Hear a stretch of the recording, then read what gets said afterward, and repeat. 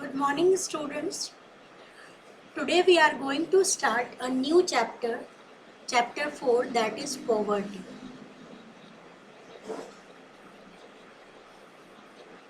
In previous chapters, you have studied the economic policies that India has taken in the last 7 decades and the outcome of these policies with relation to the various development indicators. बच्चों, हमने पिछले जो chapters पढ़े हैं उसमें हमने लगभग 7 दशकों तक भारत ने जो आर्थिक नीतियां अपनाई थी उनके प्रभावों की स्टडी की है। उसमें हमने ये देखा है कि कैसे कैसे हमने पॉवर्टी को कंट्रोल करने के लिए या डिफरेंट सेक्टर में डेवलपमेंट करने के लिए कौन कौन सी पॉलिसीज़ को अपनाया था और उसके क्या क्या आउटकम्स मीन्स रिजल्ट हमें देखने को मिली। Providing minimum basic needs to the people and reduction of poverty have been the major aim of independent India. और भारत का जो बेसिक था कि भाई हमें क्या करना है, तो उनका बेसिक ये था कि जो हमारी मिनिमम नीड्स हैं हर आदमी की उसे पूरा कर सके और गरीबी को दूर कर सके। ये इंडिया का एक मेन मोटिव था या एम बनाकर चल रहा था independent India. The pattern of development that the successive 5-year plans in basic is laid emphasis on the upliftment of the poorest of the poor, Antyodaya जिसको हम कहते हैं, integrating the poor into the mainstream and achieving a minimum standard of living for all. फिर पंचवर्षीय योजनाएं जो बनाई गई उसमें हमने बेसिकली इसी चीज़ को अपने अंदर प्रमोट करने की कोशिश की अपनी इंडिया में कि हम लोगों की मिनिमम नीड को पूरा कर सकें और जो समाज के पिछड़े हुए लोग हैं उन लोगों का क्या कर सकें, उन्नयन कर सकें। ये जो आपके अंत्योदय दिया हुआ है ना, मैं गरीब लोगों का हम क्या कर सकें, विकास कर सकें।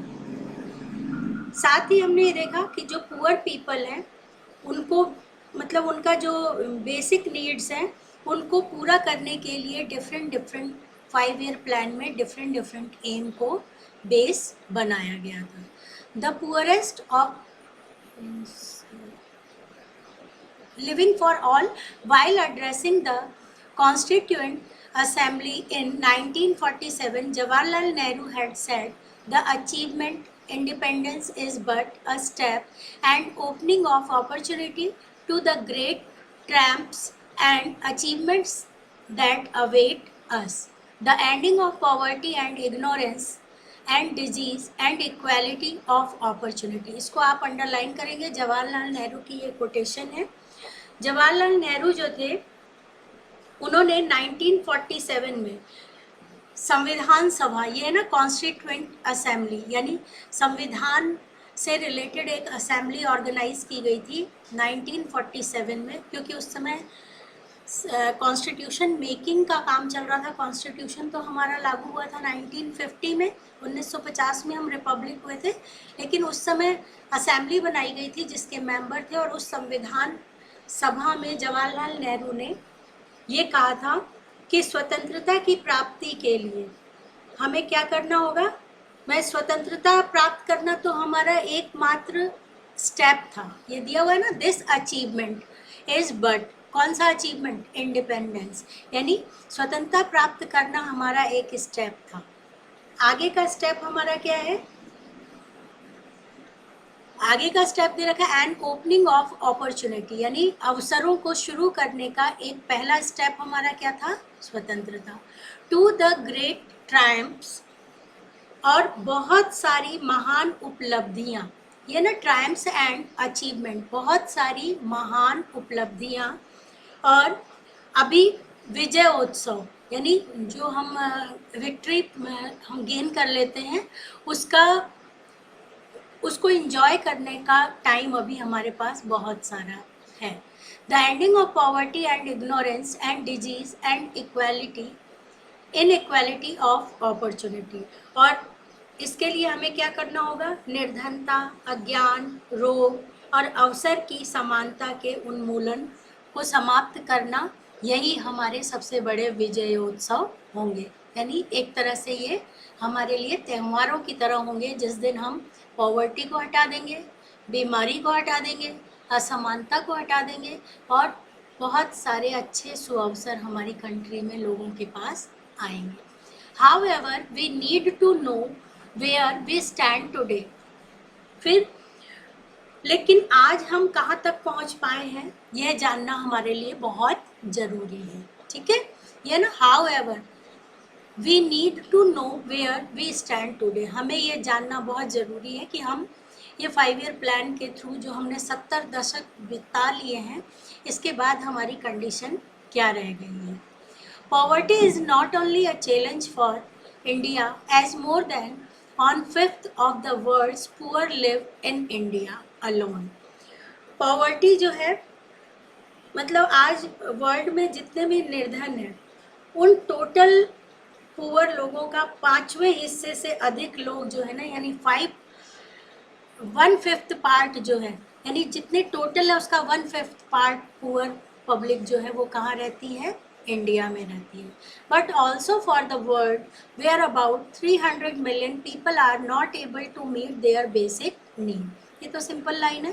Poverty has many faces which have been changing from place to place and across time. आपको मालूम है गरीबी जो होती है वो स्थान के अकॉर्डिंग परिवर्तित होती है और समय के अकॉर्डिंग भी इसे अलग अलग रूपों में देखा जाता है। And has been described in many ways, और इसे अलग अलग तरीकों से डिस्क्राइब भी किया जाता है।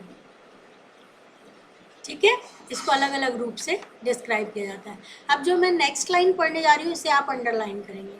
Most often poverty is a situation that people want to escape, so poverty is a call to action for the poor and the wealthy alike, a call to change the world so that many more may have enough to eat, educate, shelter, access to education and health, protection from violence, and a voice in what happens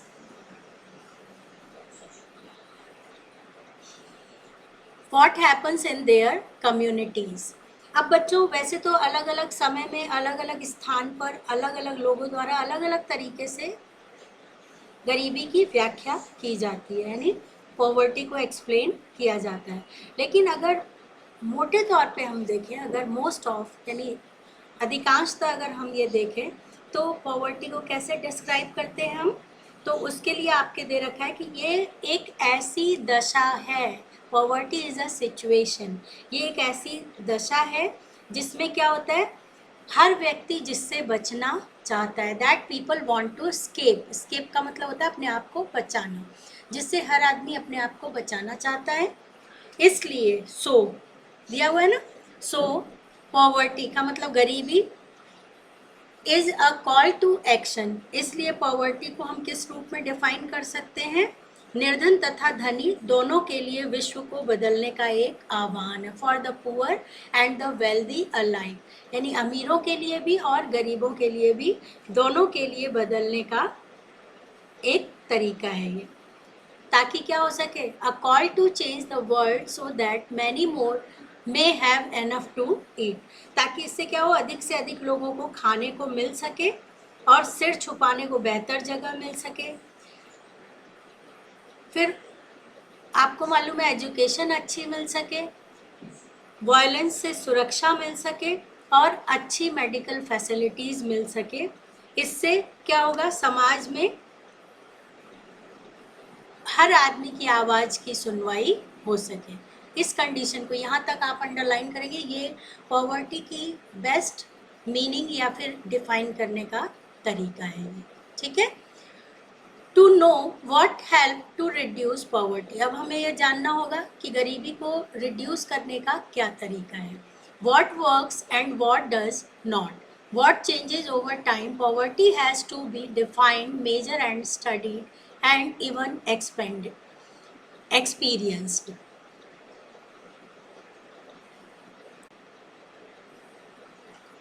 अब बच्चों आपको पता है कि अब आपको पता चल गया कि पॉवर्टी का मीनिंग क्या है। तो अब हम क्या करेंगे कि ये जानने की कोशिश करेंगे कि कौन कौन सी नीतियाँ इसके लिए बहुत हेल्पफुल हो सकती है और कौन सी इसके लिए हेल्पफुल नहीं होगी, कौन सी टाइम के अकॉर्डिंग कंडीशन में चेंज ला सकती है। इसलिए हमें पॉवर्टी को कैसे मेजर करते हैं, कैसे स्टडी करते हैं और कैसे फील करते हैं, ये सबको समझना होगा। फिर आपको मालूम है पॉवर्टी के डिफरेंट डायमेंशन होते हैं और उन डायमेंशन को हम अलग अलग डेटा से समझ सकते हैं। कहीं पर पॉवर्टी को इनकम के बेसिस पे समझा जाता है, कहीं एक्सपेंडिचर के बेसिस पे समझा जाता है। तो अलग अलग तरीके से हमें ये विचार करना होगा कि कैसे पॉवर्टी को हम मेजर कर सकते हैं या पॉवर्टी को हम समझ सकते हैं। ये तो था बच्चों हमारा इंट्रोडक्शन। अब हम पढ़ेंगे हु आर द पुअर, गरीब कौन होता है। ये वी विल डू टुमारो। ये इंट्रोडक्शन पूरा समझने के बाद अब हम पहले आपके एक बॉक्स दिया हुआ है 4.1, उसको समझेंगे।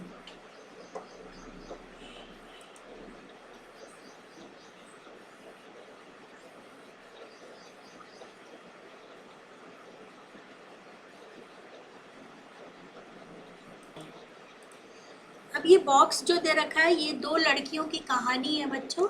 इसमें अनु और सुधा दो अलग अलग लड़कियां हैं। इन दोनों का जन्म, मैं आपको स्टोरी सुना देती हूँ फिर आप लाइनें पढ़ेंगे तो आपको समझ आ जाएगा कि ये इन दोनों बच्चियों का जन्म एक ही दिन हुआ था। जो अनु के मदर फादर थे वो एक मतलब मजदूर थे, ठीक है, डेली वेजेस पे वर्क किया करते थे। और जो सुधा के फादर थे और मदर थी वो बड़ी पोस्ट पे थे। सुधा के फादर बिजनेसमैन थे और उसकी मदर जो थी वो डिज़ाइनर थी। जबकि अनु की मदर जो थी वो अपने सिर पर ईंटों का बोझ ढोया करती थी, लोड्स ऑफ ब्रिक्स को ढोया करती थी, ठीक है। फिर दोनों की माँ जो थी वो प्रेग्नेंट थी। तो अनु की माँ को ड्यूरिंग प्रेगनेंसी लेबर पेन होते हैं, तो वो क्या करती हैं कि अपने सिर पर ईंटों के भार को ढो रही होती हैं, लेकिन वो छुट्टी नहीं लेती हैं क्योंकि आपको मालूम है डेली वेजेस पे काम करने वाले छुट्टी ले लेते हैं तो उस दिन का पेमेंट उनका कट जाता है।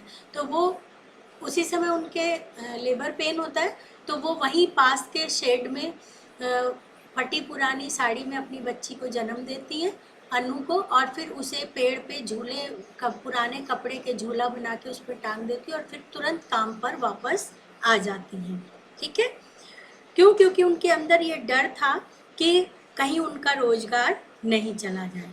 और फिर ये सोच रही थी कि छोटी बच्ची जब न्यू बॉर्न बेबी होती है तो वो ज़्यादा समय तक सोते रहते हैं बच्चे, तो वो सोचती है शाम तक वो सोती रहेंगी। उसी सेम टाइम में सुधा का जन्म होता है और वो सिटी के सबसे अच्छे हॉस्पिटल में या नर्सिंग होम में होता है। और वहाँ पर डॉक्टर उसे क्या करते हैं, नहला धुला के बहुत साफ सुथरा करके उसको माँ के पास वाले पालने में लिटा देते हैं। फिर जब उसे भूख लगती है बच्ची को तो उसकी माँ उसे प्यार करती है, दुलार करती है, लोरियाँ सुनाती है, बड़े प्यार से सिर पर थपकी देते हुए उसको सुलाती है और उसे देखने के लिए परिवार के लोग आते हैं, घर में जश्न मनाया जाता है। फिर इस तरीके से हम देखते हैं अनु और सुधा, इन दोनों का जीवन डिफरेंट डिफरेंट तरीके का दिखाई देता है, ठीक है। फिर अनु जो थी, क्योंकि उसे बहुत ज़्यादा ऐसे लव अफेक्शन या बहुत केयर नहीं मिली थी तो वो कम उम्र में ही सेल्फ डिपेंड हो जाती है और कम उम्र में ही अपना काम खुद करना सीख जाती है, ठीक है। और उसको ये पता था भूख क्या होती है, स्टारवेशन का मतलब होता है भूख, कि वो उसको ये मालूम था कि भूख क्या होती है, भूख को कैसे फील किया जाता है, कूड़े कचरे के ढेर में से कैसे खाने को बीन कर खाते हैं और किस तरीके से सर्दी की रात में बिना रजाई, बिना ब्लैंकेट, क्विल्ट इनके कैसे गर्म रहा जाता है ये वो सीख चुकी थी, ठीक है। कैसे बारिश में अपने आप को बचाना है और ये सब पत्थर और तिनकों से, मड से कैसे स्ट्रॉ और मड से अपना घर बनाना है। फिर वो स्कूल वगैरह भी नहीं जा पाती है जिसके कारण उसके माँ बाप जो थे वो एक जगह से दूसरी जगह पे, क्योंकि डेली वेजेस पे काम करने वाले जो वर्कर्स होते हैं आपको मालूम है कि वो एक शॉर्ट टाइम पीरियड तक ही कहीं टिके रहते हैं, उसके बाद जैसे ही वहाँ काम खत्म हो जाता है वो दूसरी जगह करने लग जाते हैं। दूसरी तरफ अनु जो थी वो, उसको डांस करना बहुत पसंद था, उसको म्यूज़िक का बहुत शौक था, कहीं भी गाना बजता था तो वो अपने आप ही डांस करने लगती थी और अपने मतलब हाव भाव बनाने लगती थी। और उसके जीवन में मतलब उसको लाइफ में एक ही एक्सपेक्टेशन थी कि उसको बहुत बड़ी डांसर बनना है, लेकिन जब उसकी एज 12 ईयर भी नहीं थी तो उसको रोजी रोटी कमाने के लिए अपनी माँ की तरह ही डेली वेजेस पे काम करना पड़ा। और ऐसे ऐसे उसने मकान बनाए जिसमें वो खुद कभी नहीं रह पाएगी। क्यों? क्योंकि वो मकान दूसरे रिच पीपल के लिए बनाए गए थे। दूसरी तरफ सुधा जो थी उसको एक बहुत ही अच्छी स्कूल में भेजा गया, वहाँ उसे लिखना पढ़ना खेलना ये सब चीज़ें सिखाई गई। इसके अलावा आपको मालूम है उसको विजिट कराया गया, पिकनिक पे भेजा गया। तो इस तरीके से हम देखते हैं कि बहुत अच्छे स्कूल में गई और उसको पेंटिंग से बहुत लगाव था, और इसी कारण उसके मदर फादर ने एक अच्छे पेंटर से उसको क्या किया, पेंटिंग करना सिखाया, और उसने पेंटिंग की कॉलेज में एडमिशन लिया और वहाँ वेल नोन पेंटर से उसने पेंटिंग सीखी और एक बड़ी पेंटर बन गई। बच्चों, अब ये जो बॉक्स में आपको बात बताई जा रही है, डिफरेंस है, ये पॉइंट टू द डिफरेंस है पीपल का, कि दो बंदों ने सेम टाइम में बॉर्न हुए, लेकिन अकॉर्डिंग टू कंडीशन दोनों ने गुण होने के बाद भी अलग अलग चीज़ें ऑप्ट की। जिसको रिसोर्सेज मिल जाते हैं वो ज़िंदगी में आगे बढ़ जाता है, और जिसको रिसोर्सेज नहीं मिलते हैं वो क्वालिटीज़ होते हुए भी विदाउट अपॉर्चुनिटी अपनी लाइफ में सेटबैक यानी पीछे रह जाता है। तो ये रिच एंड पुअर का डिफरेंस दिखाया है, इसे आप समझें, इसे अपने लाइफ को का मोटिव बनाएं। क्यों? क्योंकि आपको जो अपॉर्चुनिटी आपके पेरेंट्स आपके स्कूल में प्रोवाइड कराई जा रही है उसका आप पूरा पूरा बेनिफिट लें, ताकि आप अगर मिडिल क्लास हैं तो आप रिच क्लास में कन्वर्ट हो जाएं, अगर रिच नॉर्मल रिच हैं तो बहुत ज़्यादा रिच में कन्वर्ट हो जाएं, अगर लोअर मिडिल क्लास हैं तो अपर मिडिल क्लास में कन्वर्ट हो जाएं। इसके लिए हमें कोई पॉलिसीज़ कोई स्ट्रैटेजीज़ को फॉलो करने की ज़रूरत नहीं है। बच्चों, ये जो आपकी बुक में एग्जाम्पल दिए हुए होते हैं ये एग्जाम्पल रियल ज़िंदगी से रिलेटेड होते हैं। इन एग्जाम्पल को आप अपने आसपास फील कर सकते हैं, आप अपनी लाइफ में फील कर सकते हैं, और उन चीज़ों से आप अपने लिए एक नई थियरी क्रिएट कर सकते हैं। तो ये आपको आज पॉवर्टी का इंट्रोडक्शन समझ आ गया होगा कि पॉवर्टी के इंट्रोडक्शन में प्रीवियस चैप्टर को कोरिलेट किया गया है कि कैसे 5 ईयर प्लान्स के थ्रू हमने अपनी कंट्री की पुअर पीपल की जो एसेंशियल नीड्स थी उनको फुलफ़िल करने की कोशिश करी और उनको कैसे कैसे अपॉर्चुनिटी प्रोवाइड कराई गई। फिर इसके इंट्रोडक्शन में हमने पढ़ा पॉवर्टी क्या होती है। आपको मालूम है poverty place to place time to time differ होती है, और पॉवर्टी को मेजर करने के जो स्केल होते हैं वो भी अलग अलग होते हैं। तो इसलिए इस चैप्टर में हम ये पढ़ेंगे पुअर कौन होता है, किस तरीके से पॉवर्टी को मेजर किया जाता है, पॉवर्टी के आउटकम्स क्या होते हैं, और उसे रिमूव करने के लिए हमें कौन कौन से तरीके अपनाने चाहिए। और इस बॉक्स के थ्रू हमें ये समझाया गया है कि रिच और पुअर की कंडीशन में क्या डिफरेंस होता है और कैसे लाइफ की अपॉर्चुनिटीज़ को हम अपनी कंडीशन के अकॉर्डिंग देख सकते हैं। That's all for today. Thank you.